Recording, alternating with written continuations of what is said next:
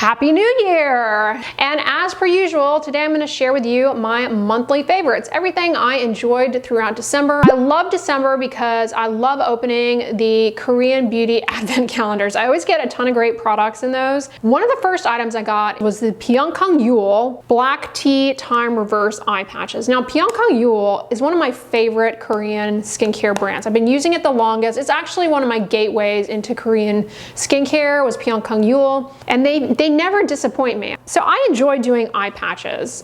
They're relaxing, they help temporarily depuff, they can be moisturizing, they can temporarily brighten up the under eye. Are they essential? Are they necessary? No. Are they going to change the structure of your eye socket? No. If you have dark circles, it is unlikely that doing an eye patch is going to change that for you because a lot of dark circles are related to your facial anatomy. An eye patch, a hydrogel, it's not going to do anything. But if you have a little bit of puffiness in the morning, a little bit of discoloration, you may notice that these brighten it up. Black tea or any tea is going to have polyphenols, which are antioxidants that can help with minimizing oxidative stress in the skin. This also has niacinamide, which is anti-inflammatory, good for redness and hyperpigmentation. Chondrus crispus, very moisturizing ingredient. Dipotassium glycyrrhizate, now that comes from licorice root, which is good for both hyperpigmentation and redness. It's got hydrolyzed collagen and hydrolyzed hyaluronic acid. Those are humectants, going to help with the moisture content. Now, it does not have fragrance, but it does have tea tree extract. Now, tea tree oil is one of the most common causes of allergic contact dermatitis from essential oils because there's so many different compounds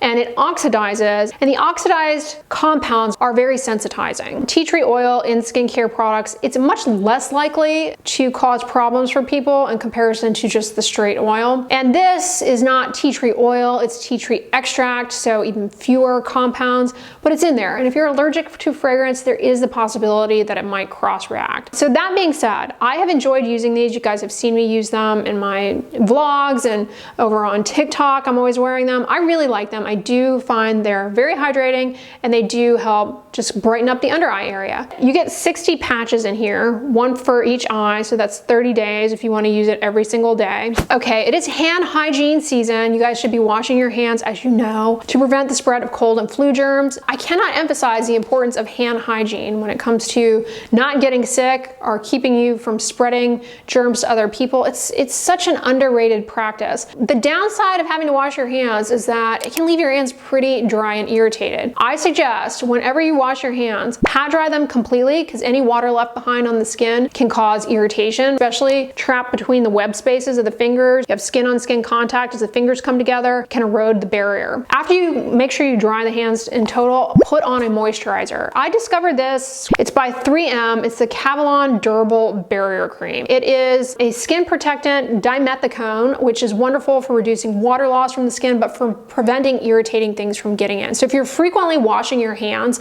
this is the kind of support that you need. This also has coconut oil in it, and it has mineral oil and paraffin. Fragrance-free, it leaves the hands really soft, and it's really helped cut down on dry hands for me. But I also have started taking it down to my wrist because are you guys like me? I forget to moisturize my wrists.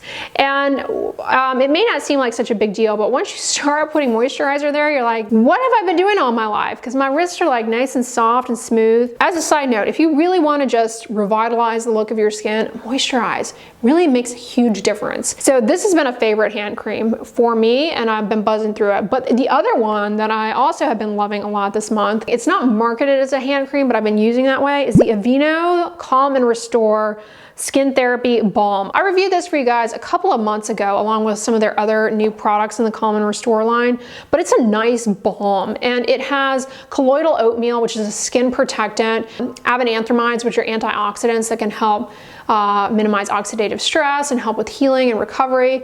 Oats are also very rich in hygroscopic compounds that help with moisture content in the skin. Colloidal oatmeal also helps to reduce, irritating things from getting in and helps retain moisture because it is a skin protectant. It's on the FDA monograph as a skin protectant. It has glycerin, a humectant, and it has ceramide, which is helpful for the skin barrier. Ceramides are lipids naturally found in the skin barrier. With all the hand washing and stuff, putting ceramide on can help your body clue into repairing the barrier, and ultimately that's going to help reduce dryness, water loss, irritation. So I've been using it a lot as a hand moisturizer, but it's also really good. You can use it on the face. At least I've used it on the face comfortably. If you've got patches of irritation, flaky skin, it's a really nice balm for anywhere where you have barrier issues. Like for example, if you have developed windburn, highly suggest this. It's quite nice. Or if you're wearing masks a lot and you get irritation under the mask, this is great. As a skin protectant, it lubricates the skin surface to reduce the frictional irritation.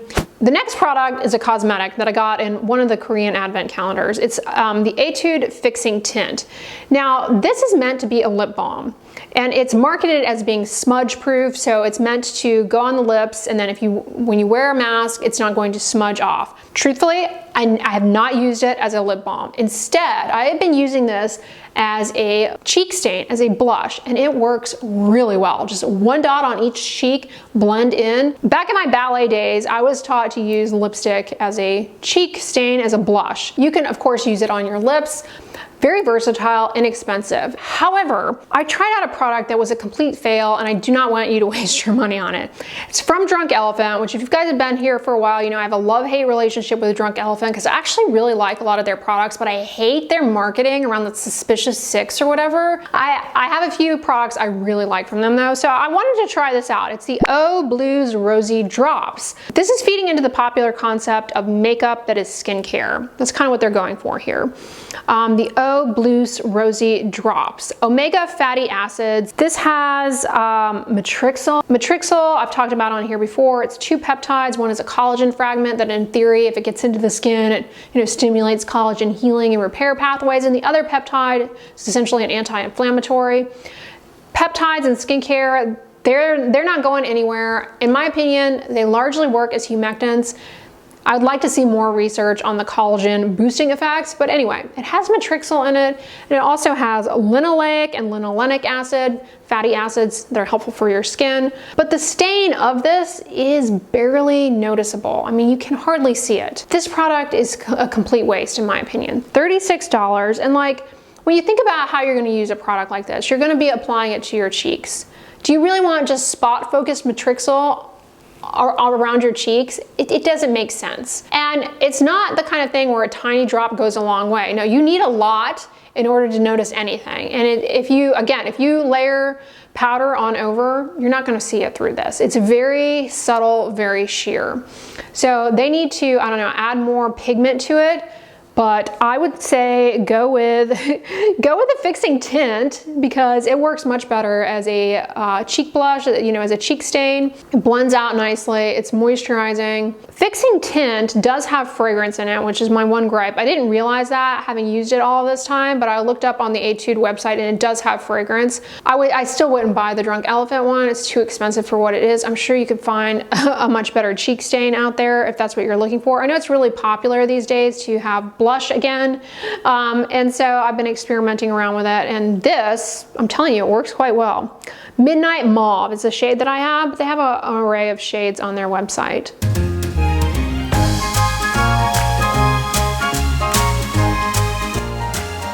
Binge watch recommendation, The Way Down, all about the Gwen Shamblin church/diet cult. Oh my gosh, you guys have got to watch this. First of all, this woman's hair is eye-catching, to say the least. Starts out at the beginning, I don't know, kind of average, and it grows as the congregation grows that of her following. It was on HBO Max, and it's all about the Remnant Fellowship Church founded by this Gwen Shamblin woman. And if you live in the Brentwood area in Tennessee, what is that, in Nashville?